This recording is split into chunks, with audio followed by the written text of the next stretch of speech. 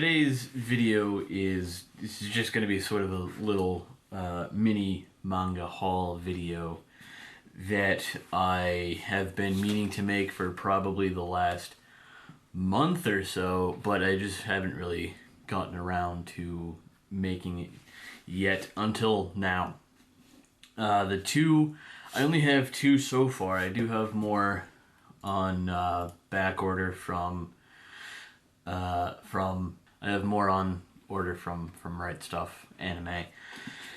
So the two that I'm going to show are the latest from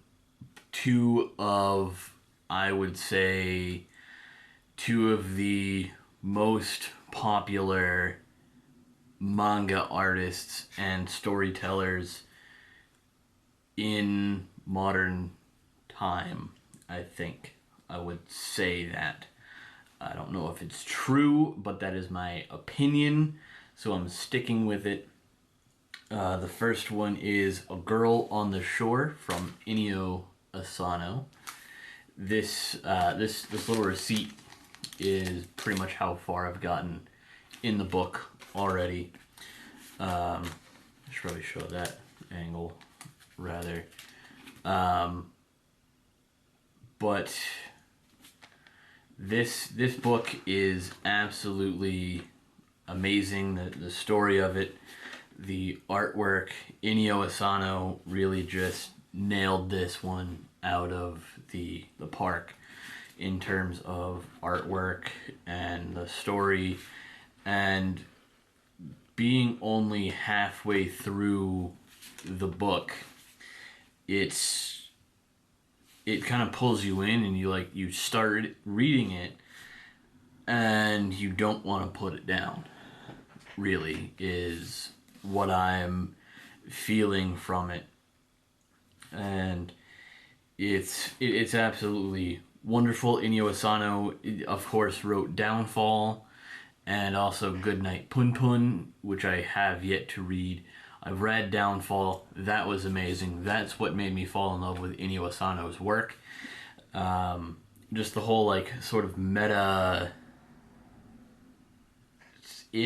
kind of, the whole meta storytelling kind of made it interesting for me, at least, to read it. And then that I'll probably do a full review when I finish Girl on the Shore. But for right now, we'll jump into the second manga that I picked up about a month ago, and that is from the second, probably most well-known manga artist that I can think of in modern time. Does horror manga. Probably already know who it is. He did a few others apart from this. I can't think of them right now.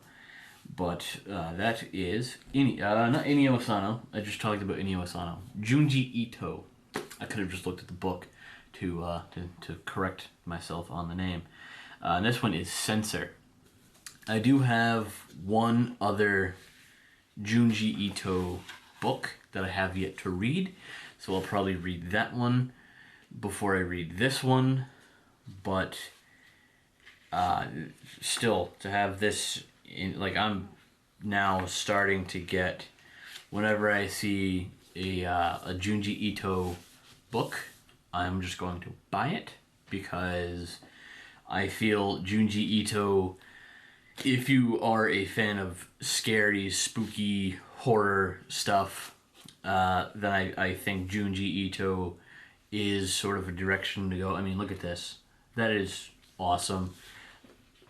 And one thing is, if you have this and you are somewhat like myself and you tend to take the dust covers off the books, I mean, this cover really isn't super flashy with the dust cover off, but inside the dust cover, that is where the real art is. This is a poster in and of itself. This is worthy of being framed, I think, because this is just absolute artwork. of a dust cover. On the inside of the dust cover, mind you. Not the outside. The part you never see unless you take it off the book. But this deserves to be framed. I don't know if this is all fitting within the camera, but that is awesome. I love that. That sort of, like, that, and it's on the inside of the dust cover. Again, like, you're never gonna see that unless you take the dust cover off the book. Who does that?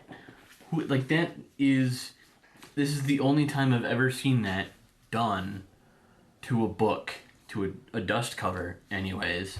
I mean, you look at it, you can kind of see it's like, alright, it's yellow on the back side of the dust cover, and then you take it off and it's this absolute masterpiece of a, piece of art that, again, if you don't keep it on the book, frame it if you want, but then you'd lose this sort of artwork on the front of it and censor, and because I don't think it says censor. Oh, it does say censor on the spine, so you could take it off and still know what the book is called. But like, I love that little detail in the book, and the artwork again is classic Junji Ito artwork, along with the story. Again, I've never read Junji Ito, but I've heard nothing but good things about his art and story, so I figured I'd start collecting his works. So I saw Censor, and I was like, heck yes, I have to have that in my collection. So along with Junji or Inio Asano, I'm probably going to start collecting Goodnight Punpun and some of the other stories that he has created in the past, and also in the future if he decides to make more. Because after reading Downfall, I don't blame this man if he wants to take a break for however long from making, manga and stuff like that. So, and if you've read Downfall, I think you kind of understand. So, Mr. Asano, please create more work, but take your time. I'm not trying to hurry anyone to do stuff that they want to do but want to go at their own. So, anyways, that is going to end this video. So, thank you for watching, and until then, peace.